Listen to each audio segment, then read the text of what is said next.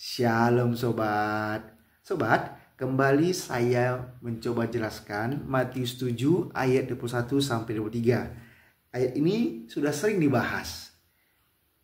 Dengarkan baik-baik ya.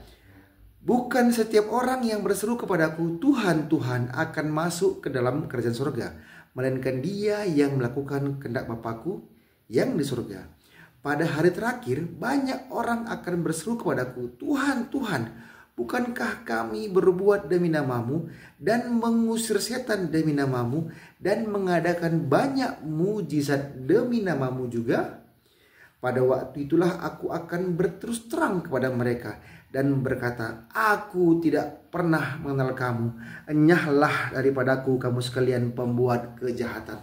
Sobat, kalau baca Alkitab itu jangan comot-comot ayat. Baca perikop lengkapnya supaya paham. Nah, ayat ini ditujukan kepada nabi-nabi palsu. Nah, baca ayat 15 ya sobat. Begitu ya baca Alkitab. Jangan comot-comot ayat. Baca berkelengkapnya supaya paham. Jadi ayat 21 sampai 23 ini ditujukan kepada nabi-nabi palsu. Saya baca.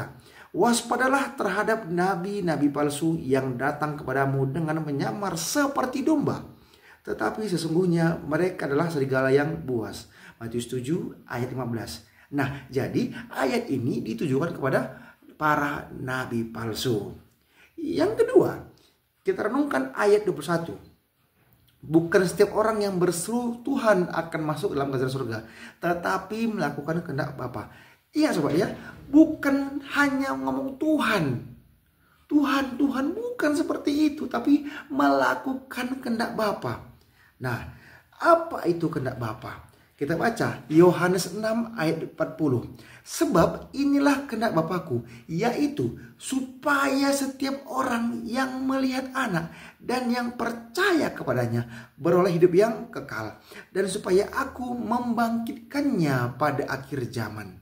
Yohanes 6 ayat 40. Berarti apa? Jelas ayat ini menjelaskan bahwa Yesus Kristus adalah Tuhan karena mampu membangkitkan manusia pada akhir zaman. Jadi bukan hanya dalam mulut saja Tuhan, Tuhan. Jadi mengucapkan Tuhan tetapi juga harus apa? Beriman kepada Tuhan Yesus Kristus. Karena mulut itu gampang sekali mengucapkan kata Tuhan, tetapi perilaku iman tidak sesuai dengan kehendak Tuhan, kehendak Bapa. Paham sobat?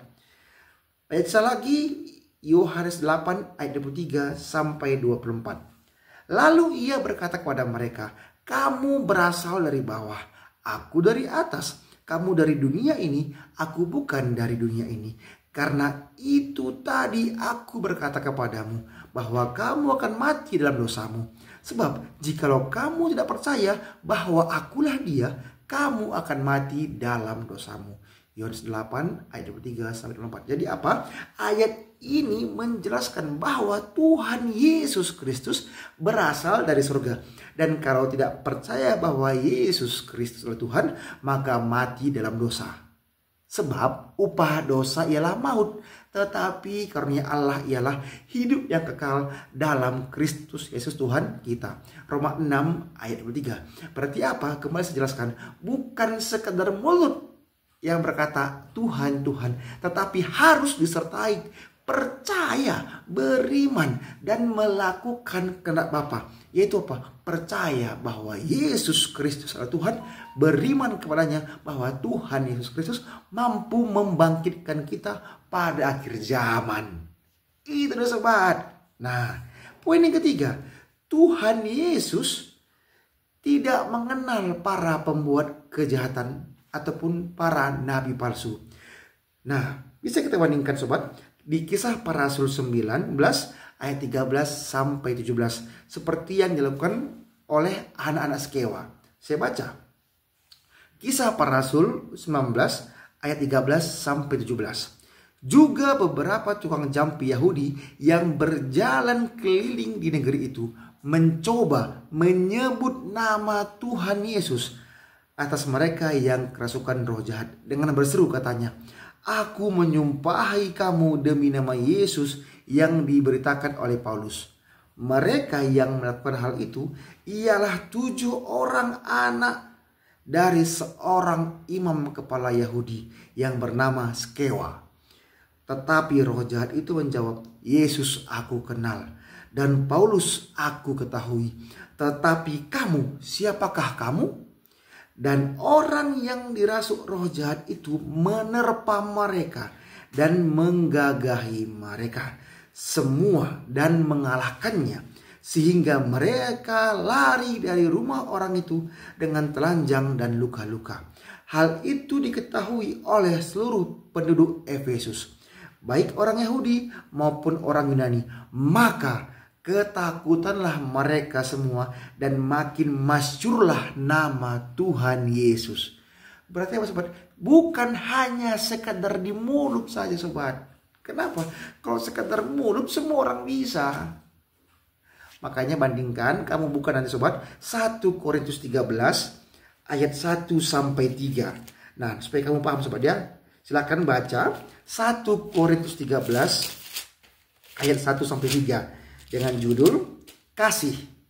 Nanti kamu bisa paham sobat ya. Dan juga pahami lagi Lukas 10 ayat 20.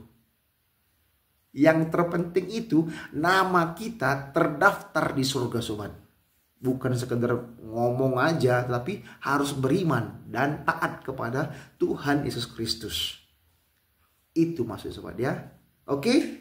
Kalau kurang paham, ulangi omongan saya ini yang di video ini. Ulangi video ini, putar lagi kembali dan baca Alkitab supaya kamu paham.